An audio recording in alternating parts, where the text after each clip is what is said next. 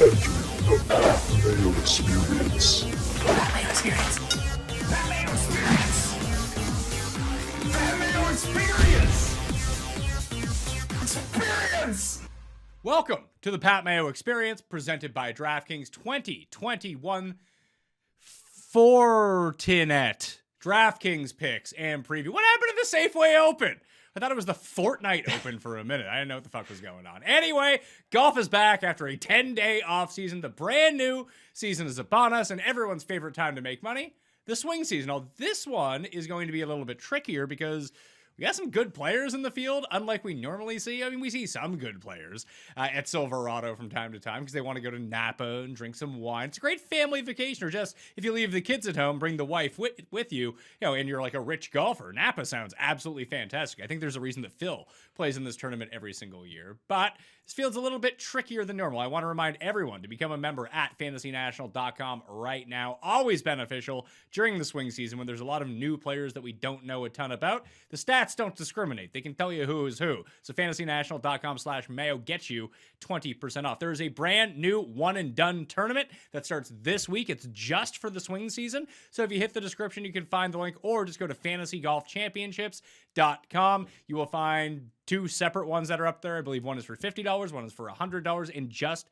has the swing season events. And the race for the Mayo Cup for next year is already up too. And there's, I think it's $500,000 of guaranteed money. It's not bad. It's $125, 5 max entry. You can reserve your spot now or wait until December, but it will fill like last year really quickly once January turns the calendar. So maybe just get your spot right now and figure it out. I have a listeners league. It just happens to be not for golf this week. If you want to play in the Pat Mayo Experience NFL DraftKings listeners league, I've dumped that link down in the description if you want it anyway. And I was doing a giveaway on my football show for all of you. But hey, listen, if you don't care to watch football, and you only want to watch golf, but you want to get your hands on the $1,000 that I'm giving away right now, it's actually $250 per person who wins, and there's going to be 4 of them. To get into the draw, rate, review, and subscribe to the Pat Mayo Experience audio podcast on Apple Podcast.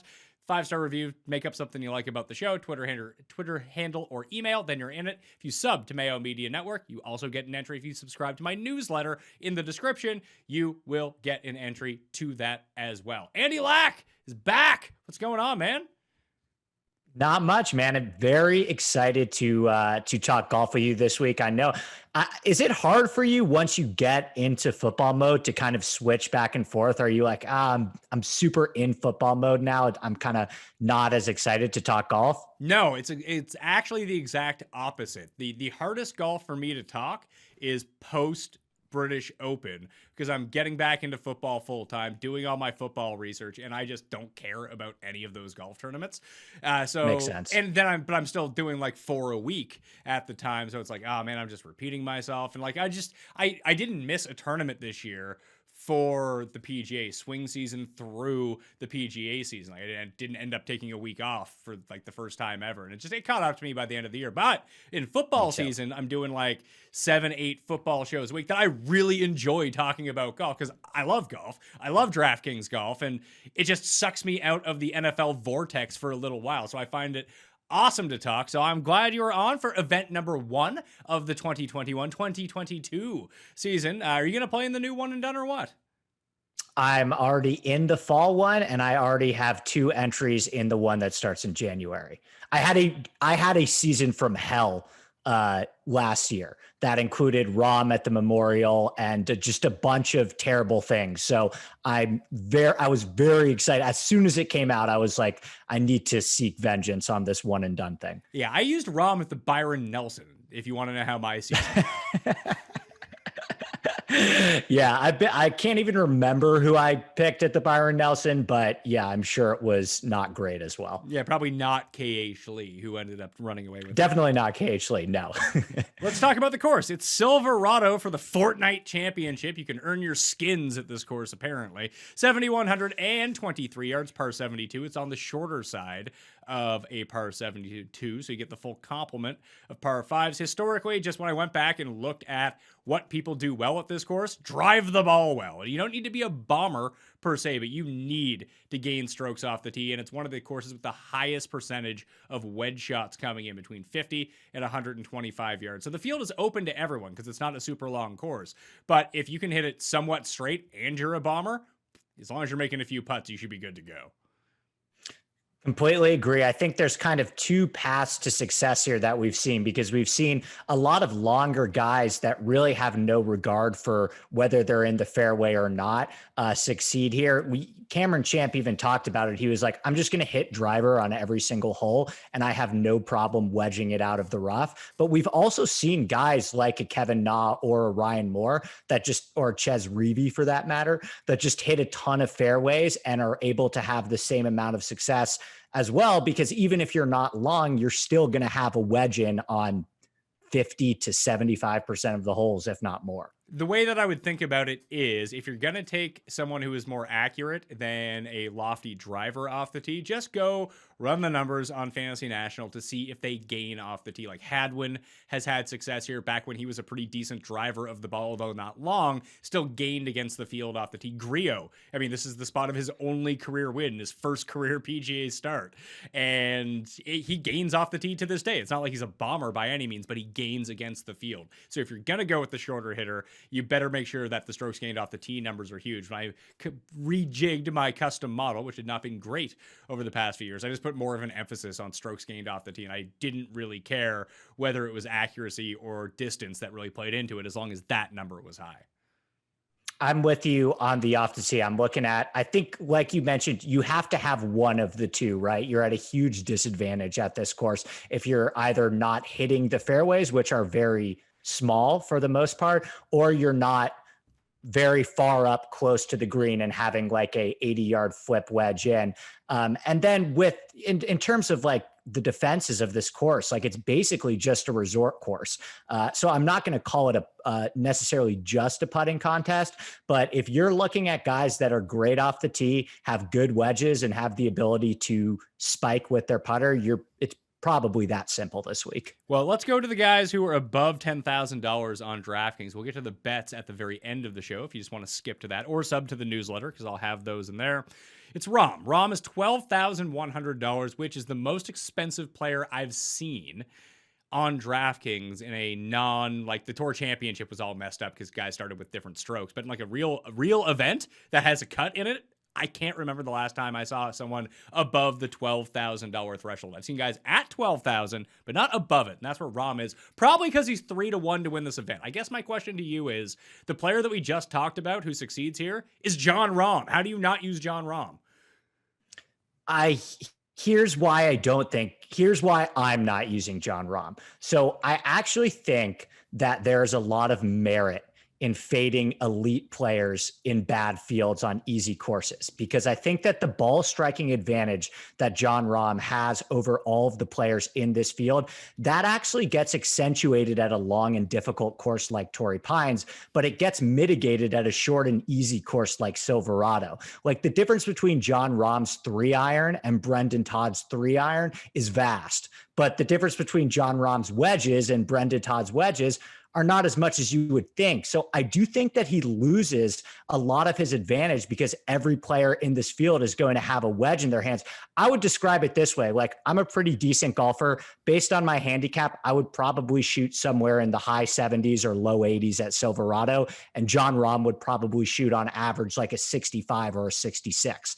But if me and Jon Rahm played a match at Torrey Pines, he would shoot 70 on average, and I would shoot 100. So I just think that his advantage is so much greater on a much more difficult courses. Difficult courses weed out better players, whereas the playing field becomes a little bit more level on an easier course. So if you get him at the sky high price and sky high ownership, I'm going to fade him.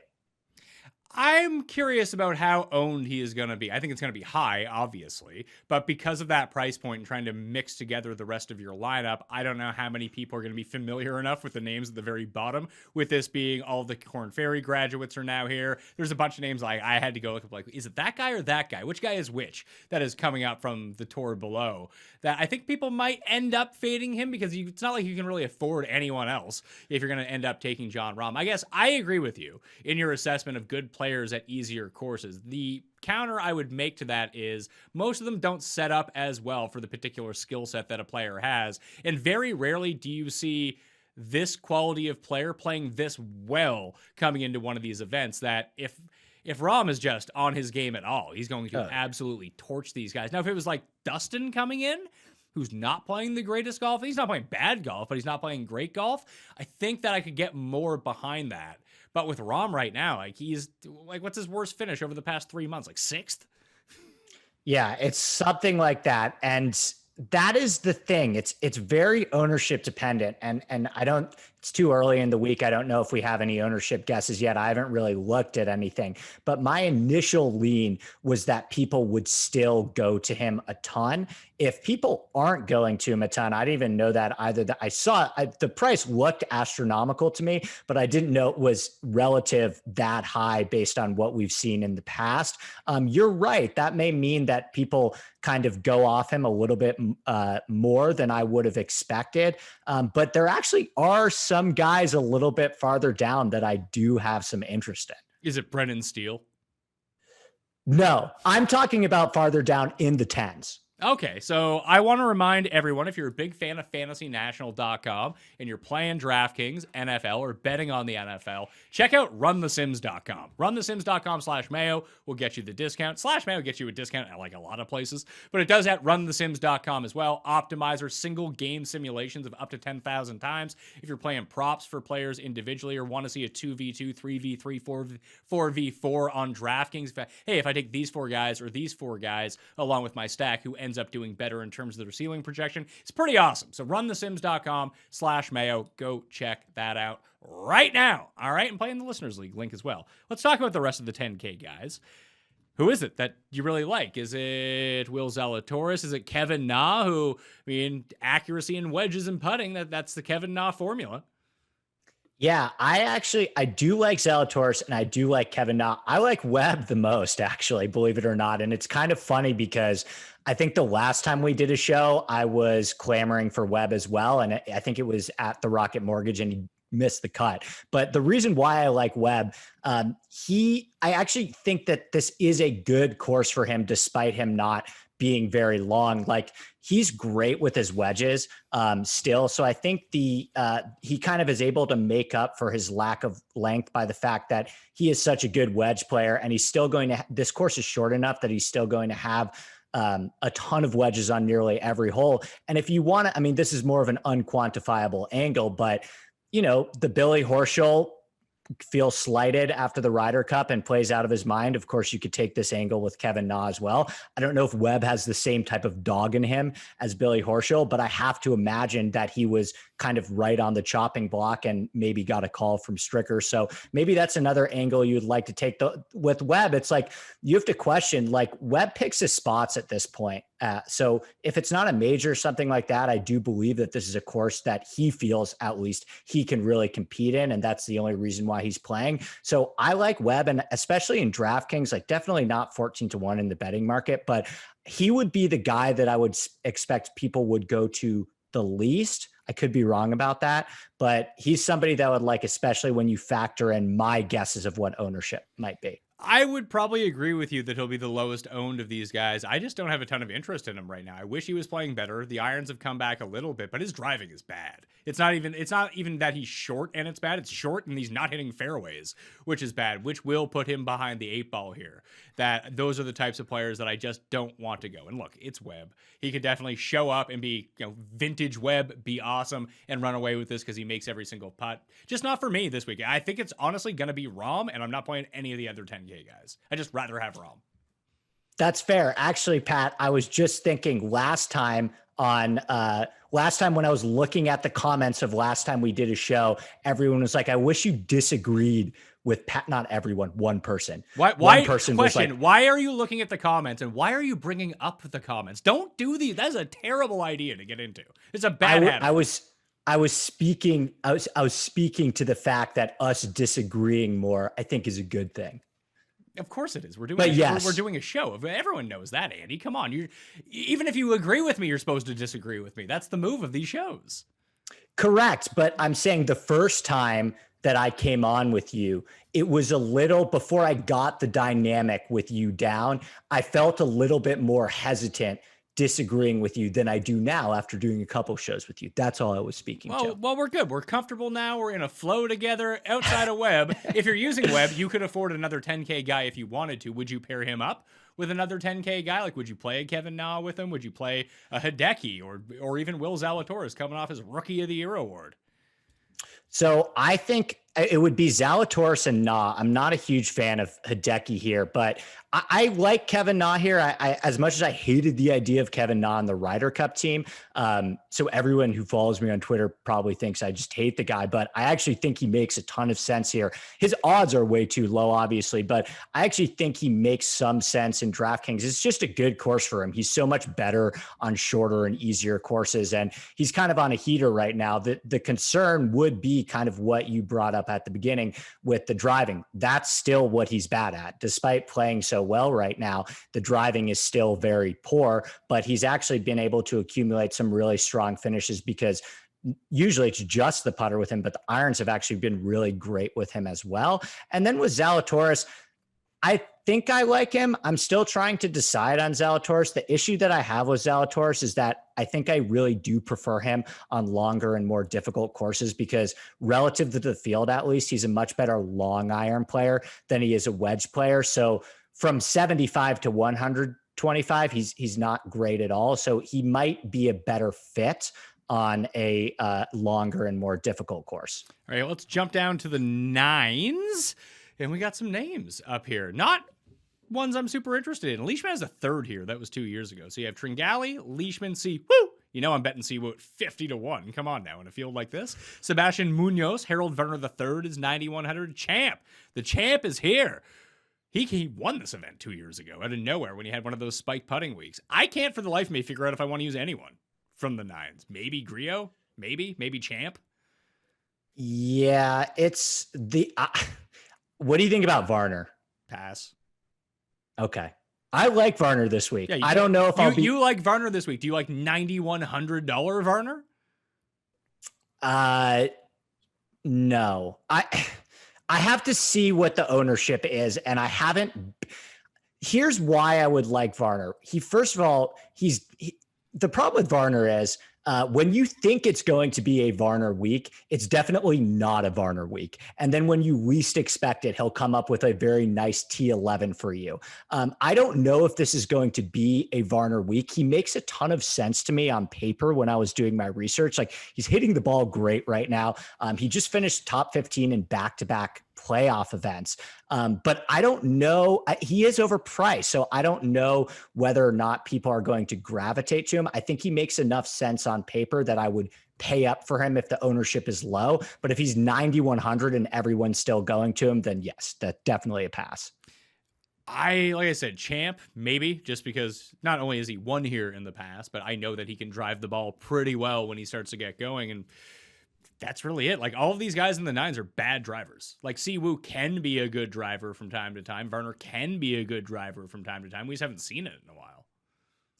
Yeah, Munoz too can be a good driver at times, and he's pretty good on Birdie Fest, and he's plenty long off the tee, decent wedge player. So I think Munoz would be the only other guy that I have interest in. But once you get down into the eights, like, there are a lot more players that I probably am going to end up gravitating to more. All right, the nines. Yeah, Munoz I can see, because I do like him at these events. We know how hot the putter can get, and he does hit himself a nice gap wedge from time to time. Certainly $8,000 range. Griot kicks it off at $8,900. As I mentioned, 2014, the site of his only win. So you got Griot, Hoffman, and Homa. I like all three of those guys. McNeely, Reavie, Todd all kind of fit in the same bucket, although McNeely's just so over the map. Snedeker, Yagabombs, Phil, Mito, Taylor Gooch. Mito and Taylor Gooch, I just assume, are going to be in everyone's lineup because everyone loves playing those guys. Yes, the Mito thing, just perusing Twitter this morning, I was just talking to my buddy about this. The Mito thing is a little wild to me. I tweeted out this morning as a joke, explain Mito Pereira to me like I'm 5 years old. he's played in 5 PGA Tour events, and he finished top 10 at the 3M Open and an alternate field event. And he missed 2 more cuts in easy fields. Everything got worse for him across the board recently at the Wyndham. He lost 2.9 strokes ball striking. The short game got worse. The putting got worse. So I'm ruthlessly comfortable missing on that guy. If he wins in a 6 PGA Tour event, good on you if you bet him, but I probably can't get there. I like Ches a lot, man.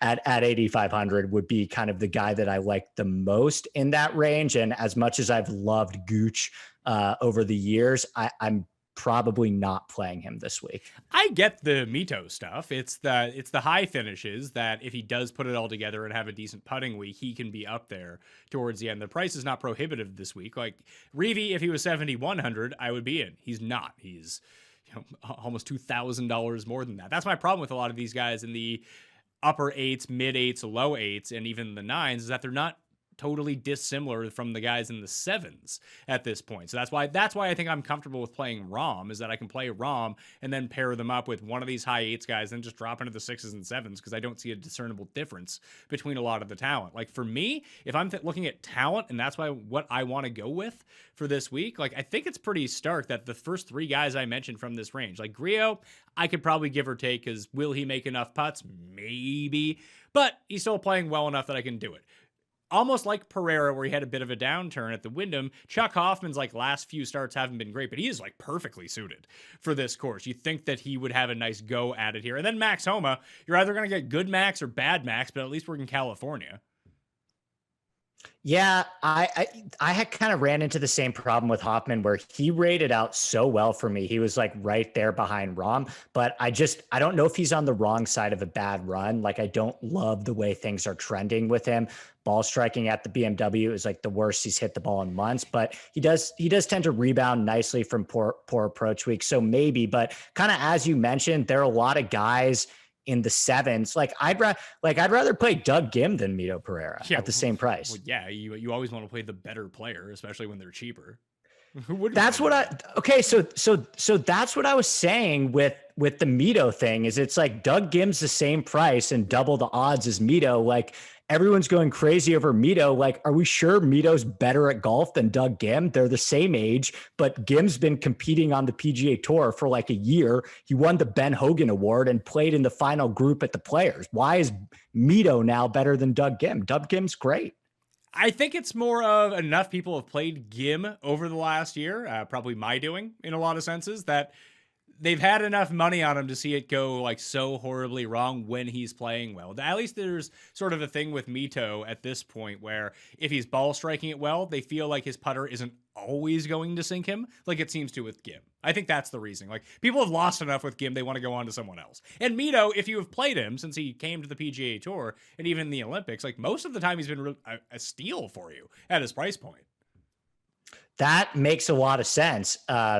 What's interesting to me about Gim, though, is have you looked at kind of how things are trending for him a little bit with the off the tee stuff? It's weird because the irons, he kind of lost the irons for a little bit now and has just turned into like this awesome guy off the tee. But the reason I would play Gim is, yes, the irons have been bad the past couple of weeks, but they're actually getting better. And he's starting to putt a little bit better. And the off the tee, he like totally seems to have found it. So I bet Doug Gim at 90-1.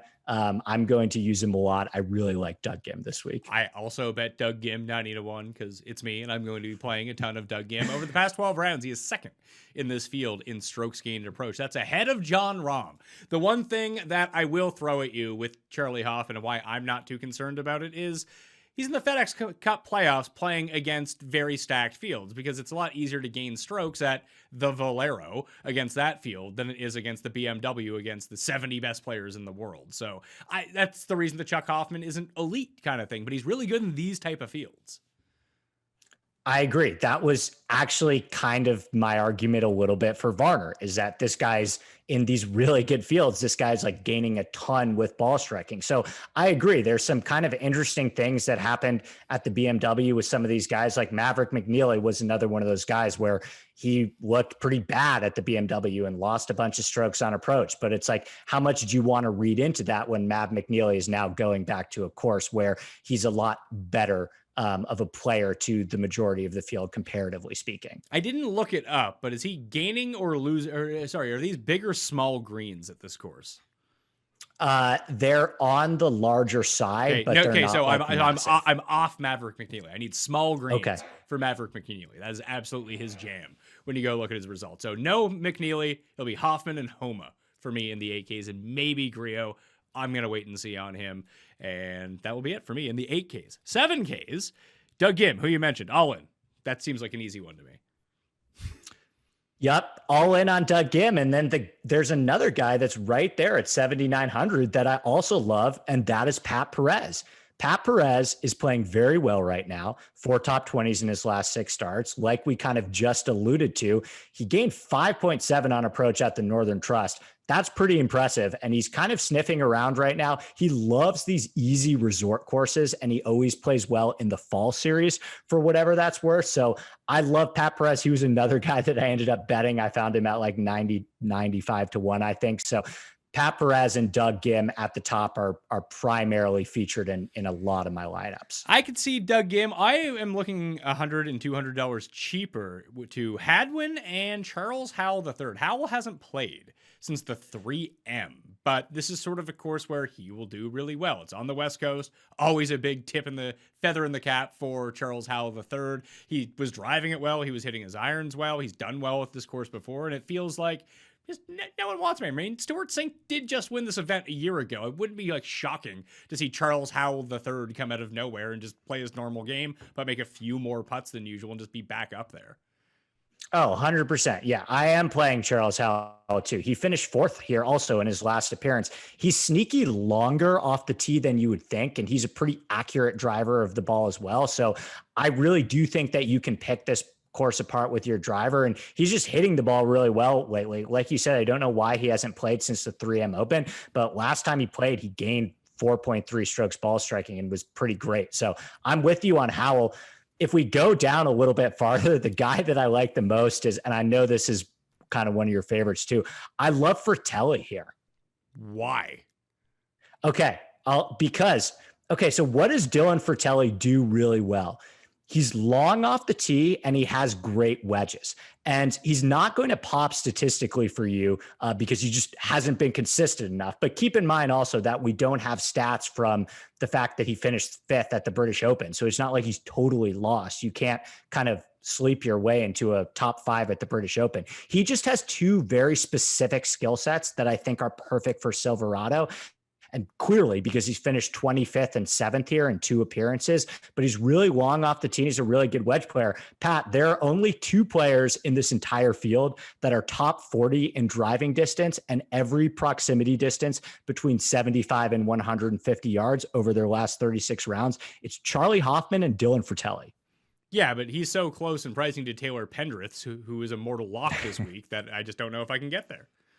Can you make the case for Pendrith? Because I struggle a lot with, and this is kind of the same thing I have with Mito just a little bit, where it's like when I'm so reliant on the data with a lot of these guys, where if I don't have a ton of rounds and a ton of data, I like freak out and I get scared. Like I try to do the thing of like, oh, I'm going to be super early on Austin Eckroat because I heard that he's amazing. And it always backfires in my face. Pendrith might be the best driver in this field. It's like him or Rahm or Champ. Like those are the 3 guys that you should be looking at this week if we're really focusing in on off the tee. His irons are not great, but he can be a really good putter. So if you're going to have someone who could gain, like I think the last time I was at Barbasol was the last time he played on the PGA Tour. 7.8 strokes gained off the tee. At the U.S. Open this year, in a missed cut, he gained 3.4 strokes off the tee. In a 23rd at the U.S. Open the year before, 4.3 strokes off the tee.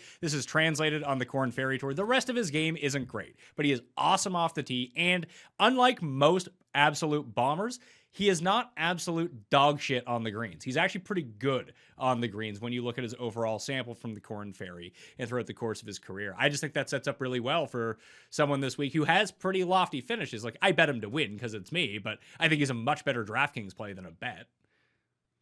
Okay, yes, that makes sense to me looking at 7.8 off the tee. I only have 18 rounds of data on him over the past year, but he seems to be very long and really good on par fives as well. So on paper, this seems like a pretty good fit for him. The only other guy I'll throw out there is like anytime, and Fantasy National is great with these like average strokes gained per round in easy scoring conditions. Anytime it's a birdie fest and I'm looking at scoring stats, Patton Kizzire just pops everywhere for me. It's not in Texas, so that's a real drawback for him this week. I do have a pure fade for you if there's someone like you want to play head-to-heads against. Just don't play, because I've had enough money on this guy, and he's really good, so you're going to get him against like good players and head-to-heads, but if there's one thing he can't do, it's drive the ball, and it's Lucas Herbert. The guy sucks off the tee.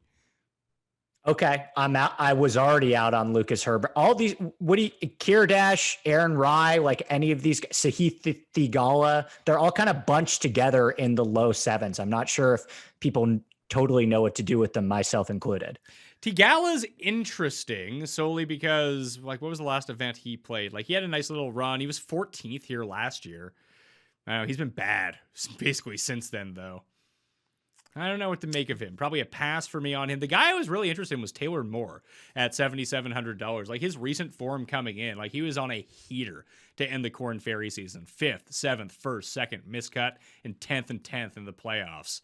That got him on tour. Like, he had a bunch of top tens. He was probably the most consistent player on the Corn Ferry Tour last year. He's only $7,700, and no one is going to play him because no one knows who he is.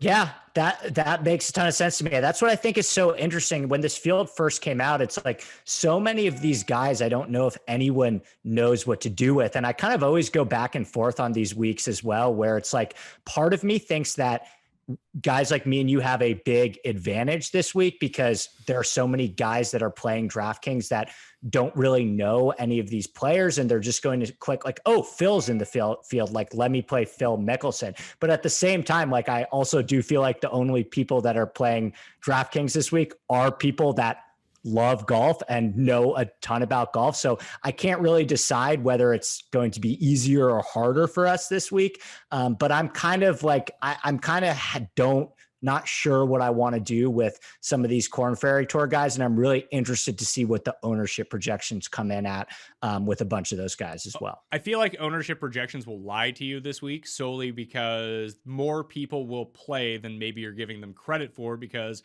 they have NFL money on. Like, oh, I want to get on some PGA right now. I checked out Pat's cheat sheet on DraftKings. I don't know who that guy is, but I'll play Charles Howell. I know who that is. So that's going to be a factor. And I think the advantage and if you just look on Fantasy National, the players who are quote unquote sleepers, they're going to project based on what is going on Fantasy National and the type of people that use Fantasy National. They'll play Taylor Moore. They'll play Pendrith, but the public isn't going to do that because they don't know who any of these guys are. So projection systems, if they don't factor in people using stats versus people not using stats, then you're going to have a few more issues. I think the biggest advantage in the swing season comes in like 3-4 weeks time. Once we have a bit of a sample on some of these guys, and then all of a sudden it's like, okay, then we can run PGA stats for all of them in these weaker fields and find some guys who maybe just weren't making putts in the California course, but hey, now we got them at Sanderson Farms or in Vegas, and then we can jump on them. I think that is where it all rests in terms of an advantage for us in the swing season about knowing who these players are.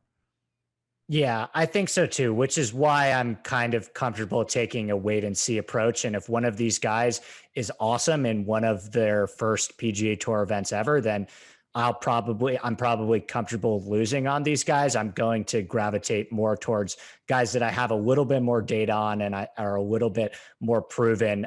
For me, kind of like looking down into once you get down into the lower sevens, like I like Luke List. I like Patrick Rogers. Like those are guys that I have a ton of interest in here. And I probably feel more comfortable than kind of shooting up to like a Sahith or something like that. Yeah, I think I would just hang out in the bottoms. Like Pendrith, I'm most definitely using. I'll take another Canadian too. I'll use Adam Svensson, who just won on the Corn Ferry Tour. Like he wasn't bad in his first go around on the PGA Tour either. He's had a very good season. And in my custom model, over the past 12 rounds, so very short sample. I mean, it's obviously drawing stats from him from way back, but he's second in the modeling. Wow. Okay. Adam Svensson. Yeah, he is not somebody that I know a ton about, is Adam Svensson. He's Canadian. Interesting. He's Canadian. He won one of the playoff events on the PGA Tour, and before he lost his card 2 years ago, he was an incredible driver of the ball, and he would show up with his irons every now and then, and hopefully he could get a hot enough putter. All these Canadian guys are like exactly the same except for Hadwin, like when you go look at their numbers. Is Nick Taylor Canadian, or am I imagining that? No, he is also Canadian. I like Nick Taylor. I'll play Nick Taylor. He's okay. Nick Taylor only win came on POA in California. He's kind of sneaky coming around with his irons. That is not true. He has 2 wins on the PGA Tour. Sanderson Farms. You're right. Sanderson Farms. Good call. So yes, he has one at Pebble. The irons are kind of coming around. Gained on approach the last couple of starts. Yeah, he can get super hot with the putter.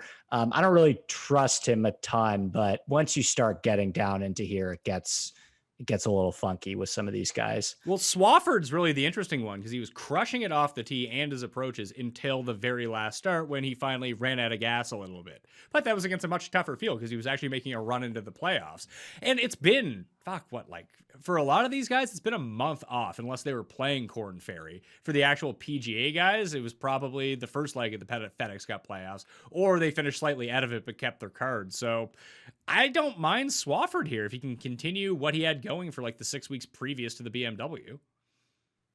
Yeah, I don't mind Swafford either. He really kind of like spiked a ton with the irons there for a little bit.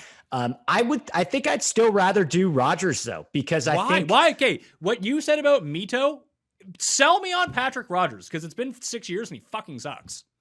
Okay, here's what I like about Patrick Rogers. He's played really well at this course in the past, and I know he's from Indiana, but he went to Stanford, and for whatever it's worth, he's really great in California, specifically on POA greens. He gained 6 strokes putting and finished 31st at the U.S. Open at Torrey Pines on POA, finished 12th at Riviera this year. So maybe he's comfortable in this area. He's played well at Pebble Beach before, and this specific course I think is good for him because he falls into that category that we were talking about where he's really long off the tee and he does well off the tee and he can also make a ton of birdies, and the irons are actually really solid for him right now. And I actually think that he has a ton of upside with his putter. It's volatile, of course, but he's not one of those guys that isn't capable of gaining over 6 strokes putting. In fact, he just did it at the US Open on POA. So I think it's worth a gamble on Patrick Rogers. I bet him at 190 to 1. Let's see here. We got some qualifiers for the Fortnite Championship. Oh, Justin Suh is in the field. My guy. All right, so I'll end up playing him. Christoph Ventura qualified. Michael Kim and Josh McCarthy. So the field of 156 is now set. Thanks, Paul, for shooting that over to me. Paul, on top of the real time, not only switching the cameras and doing the audio, monitoring Twitter for qualifier results for us. Suh doesn't have a price yet, but you always know how I like Justin Suh. Patrick Rogers blows, by the way. So don't use him, would be my advice. Play him at hard, long courses. That's it. We will see. We will see. We don't need to see. He'll finish like T47. That's... You just go back and look at his past 4 starts at this course. 46th, 44th, 25th, 43rd. And he gained, an average of 2.5 strokes putting in each of those? Come on. Loser. He's long. Okay. All right. We'll see. You play Justin Suh and I'll play Patrick Rogers and we'll see what happens. Well, how much is Patrick Rogers? He's 7,000? I thought Suh was... Did Suh just get into the field? Yeah, he just qualified. So he'll be like 6,200 or something. Okay. All right. You place Svensson and I'll play Patrick Rogers and we'll see what happens. I'll do that, or I'll even give you Grayson Sigg instead. I like Grayson Sigg. He's good. I like Grayson Sigg. I want to take on Svensson, not Sigg. I like Grayson Sigg. All right. I will take Svensson. You take Patrick Rogers and I'll win. Okay. Deal. You playing QAnon Scott Piercy? Nope, I'm not. These guys, what about Hadley? I took a look at. No, not for me. No Kuchar. Pass on that as well. I'll play the new guys. Okay, you want to know what's interesting, Pat? Who's so I'm looking at all these guys I have their DraftKings pricing and their odds from DraftKings Sportsbook kind of right up next to each other. And all of these guys in the 7,000s, in the very low 7,000s, like Rogers and Alex Smalley and Hadley and Kuchar, they're all like 150 to 1 plus. And then Chad Ramey is 7,070 to 1. I don't know why Rahm is that high. Maybe I missed it when I was looking him up. Let's see. Yeah, he's been on a nice run. Yeah. I mean, he won the live and work in Maine Open on the Corn Ferry Tour pretty recently, but his run through everything was his past since that win. So he won 11th, 19th, 58th, 4th, 7th, 18th, and 11th through the Corn Ferry playoffs. So they're just taking recent form into account on this. Okay. All right. I always find that stuff interesting when there's like a giant discrepancy between the odds and the DraftKings pricing, but I'm not really familiar with Chad Ramey's body of work. So it's probably no for me. There's some guys in the sixes that I probably will use that I have some interest in. Would you go to Bramlett after the success he had in the Corn Ferry playoffs? Yeah, I think I would. And I think he fits this course pretty well, considering he is very long off the tee as well. The putting can be a huge issue with him, but I think on paper, he fits this course profile well. I'm torn on him because he is very long off the tee, but he's not very good off the tee most of the time. When he is actually driving it well, he gains like 5-6 strokes off the tee, but most of the time, he's really bad off the tee and loses like 4 strokes. So it's to his detriment that he hits it so long a lot of the time. So I don't know where, obviously he's coming off a win on the Corn Ferry Tour. So maybe he's in a good headspace right now, or maybe he's like, hey, I got my card. This is great. I don't need to start the season off like scorching. Maybe it rolls through. Maybe it doesn't. Like, a lot like Varner in that way too. Like he loses off the tee so much that you have to hope it's the right week where he has everything clicking, or he's just a pure miscut. Yes, it's once you get down here, it's like, I don't know. I think with Bramlett too, as you mentioned, the volatility it's a lot with him, and especially with the putter, and you're not getting the high end kind of upside that you would like to see. That I did mention with Patrick Rogers, where it's like, it's possible where he can gain over 6 strokes putting. I don't even know if Bramlett has that in his bag right now. Looking back he hasn't gained over 3 strokes putting in like over a year. So that would be kind of my issue with Bramlett. What about, you have any interest in Cam Percy? Nope. Maybe first round leader, because that's usually whenever I have money on Cam Percy, it says first round leader. And if he's not like $6,300, just don't do it to yourself. Trust me, I've done it. Okay. All right. I'm sure he rates out great in ball striking. He does for every event. Sure does. Yeah, always. There's not an event where he doesn't strike the ball well. Yeah. Number 3 player in this field from 100 to 150 yards. Can't sell you. No. Like I've been down that road way too many times. I know how this goes. Bet him as first round leader and that be the end of it. Okay. What about Stanley? Stanley I can see, but I'm a sucker, so I can get into that a little bit. How much is Stanley? 67. Oh, so we're into the 6s. So you're just jumping into the 6s? Yeah, we're jumping into the 6s, apparently. See, now you've already ruined my time codes. Now I don't know what to time code this for. 41. Talk about getting too comfortable too quickly. Yeah, seriously. You're taking over as host of the show. Yeah, I mean, I like Haggy. I like Mullenix. Give me the guys that gain off the tee and can bomb it out here. Haggy had a nice run at the Amex. In the places where he pops up, he ends up doing really well. It depends on his putter that week. Stanley, I can see. I have zero faith. Maybe that's why I won't play. You know what? I won't play Griot. I'll play Stanley. I'm pretty sure they're the same guy, except one of the guys is $3,000 less. Yes. Stanley, I mean, he might actually be the worst putter on the PGA Tour right now. I think it can only go up. Let's see. The worst putter, actually, he's second worst. Homa is third worst. Man, I have so many stars next to guys who are at the bottom of this list. Not shocking. Kevin Stadler is the worst. Okay. All right. That makes sense. Yeah. But what's crazy about Stanley, like I'm looking at last 36 right now, and he's the only guy in this entire field who's top 10 in approach and off the tee over his last 36 rounds, which is just mind boggling. Like not even John Rahm, whose irons have fallen off a little bit, I guess. It's crazy. And the thing with Kyle Stanley too, is this happens about twice a year, but when he gains strokes putting, he tends to gain a decent amount. It just happens twice a year. I'll have to look this up, but I feel like it's always on bent grass. In my mind, he's always, whenever he has those spike putting weeks, it's always on bent. Well, he's good on the West Coast though. He's been good in Phoenix and good at Torrey though, right? Yeah. I'm not looking at it in front of me either, but that's just my memory. Now, let's see. He lost 5 strokes. It's just all ball striking. He was 36 in Phoenix last year, lost 5 strokes putting. Lost 9 at the Players. Players is another course where he's actually played well in the past, dunked a whole bunch in the water. The last time he gained strokes putting was at the Valspar in May.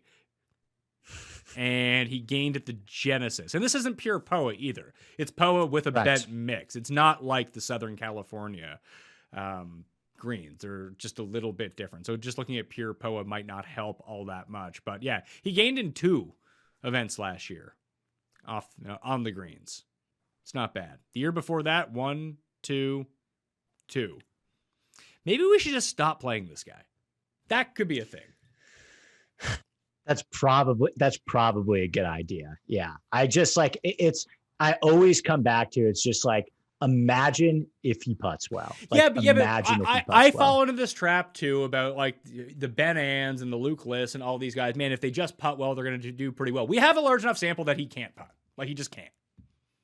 Like if we're going to trust data and we do know that putting is volatile and this could happen, it still doesn't seem worth it at this point because most of the time you're just sinking all your money away for a guy who's going to miss the cut because he can't make a 3-foot putt. Okay. Yeah, that's the thing with Stanley. I think you're right about the data. I get suckered into these guys so easily when I look at the ball striking stuff, but it's tough on Stanley to make a case. I guess the putting you want to say that the putting can only go up, but I don't even say that with a lot of confidence. So in this range, like I said, I probably have less guys than you do because I'm not playing Rahm. So I have I'm able to like kind of do a more balanced build than have to go kind of diving down here. But there are a couple more guys that I actually like. So I like Lee Hodges. Just every time that I see him in events, whether it's these alternate events, whether it's Corn Ferry events, he just does well. And he's only $6,600. I have no idea who David Skins is, so that's a tough beat for me. I'll have to read up. I think Axis has a column on FTN Daily about all these new guys. He's usually pretty on top of it. Josh Perry is always on top of these guys as well because he bets Corn Ferry so often. So maybe go search out those guys, and I'll do a deeper dive on these guys maybe for the newsletter tomorrow, or at least by next week. Joshua Creel is another one. But I'm going to play, like I said, Haggy, Mullenix, Hodges, and Kevin Tway all of a sudden isn't bad anymore. Kevin Tway's not bad anymore. And he obviously he's won here before. He's plenty long off the tee. The only other guys you're going to hate all of these guys now. We've totally flipped the script. Vaughn Taylor, 6,100 and 400 to 1. He's gained over 3 strokes on approach in 4 of his last 5 starts. Can get super hot with the putter. Won on POA before. I think he's mispriced at $6,100 and he should be $500 more expensive, but mispriced guys miss the cut all the time. So who knows, but Vaughn Taylor at 6,100 was the only other guy that stuck out to me that I thought was worth mentioning. I would say that Seifert is someone down here at $6,100, just with the way that he can drive the ball. It's been very, very good in his past few starts. Wasn't great at Wyndham, but before that, throughout the course of the back end of the season against weaker fields, he'd been driving it really well. I don't know if I'm going to get there on him. The thing is, even if I play Rahm, I don't have to go this low. There's enough guys. Oh, Paul Baljean! Didn't realize he was even in the field. Oh, Asian American sensation Kurt Kitayama is down here as well. Okay, we got some guys I can work with down here. Remember when everyone was all over Davis Riley? That didn't work out for people. I get mixed up between Davis Riley and Davis Thompson. Which one is the guy that started playing really well at Winged Foot and then it fell off? Is that Davis Thompson? One of them went to University of Georgia. That's Davis Thompson. Davis Riley won a few times on the Corn Ferry Tour. He puts the lights out when he gets really hot. Okay. I'm thinking of a completely different guy then. Oh, okay. Austin Smotherman's in the field. He's also Kenny Jen. You got Dylon and Brandon Woo in the field. Just maybe just play all the woos. JJ Spawn's actually had some good runs at this event in the past. Woo's good. I played high school golf against Woo. Woo's an absolute stone cold killer. Which one? So Brandon Woo. Okay. Brandon, the one that went to Stanford. He ended up going to Stanford. So maybe that's another thing. He played golf in the area. Woo's really good. So all of these guys are in the field this week and Eckroat couldn't get in? I guess so. Do you have like a beef with Eckroat? My whole thing with Eckroat just goes back to the fact that my best friend from Oklahoma plays with him at their course in Oklahoma, and Matt Wolf plays there too. And so there's all these like stories about how Eckroat like holds the course record and always beats up on Matthew Wolf. That's the full extent of my knowledge with Eckroat. Is it's all just like offhand conjecture that he like dominates in this Oklahoma course. So when they finally play that course, let's play Eckroat and maybe try to get him to do something else as we go along right now, as we try to use him on DraftKings for the PGA Tour. Yeah, I think Haggy, Mullenix, Tway, and Hodges are probably my favorite plays. If I have to go dumpster diving, I said Seifert. I want to see where Justin Sue actually comes in the pricing, because if he is this low, I'll play him because he's actually good. Who else? Driving wise, McCumber, Curtis Thompson, Sean O'Hare, and Seifert are the best, at least short term, in the field from the absolute jabronis down here. JJ Spawn, here's the interesting one. Wyndham Clark is $6,400. Like, there were times last year when I would play like Wyndham Clark in my high stakes single entry lineup at $7,100, and he was good.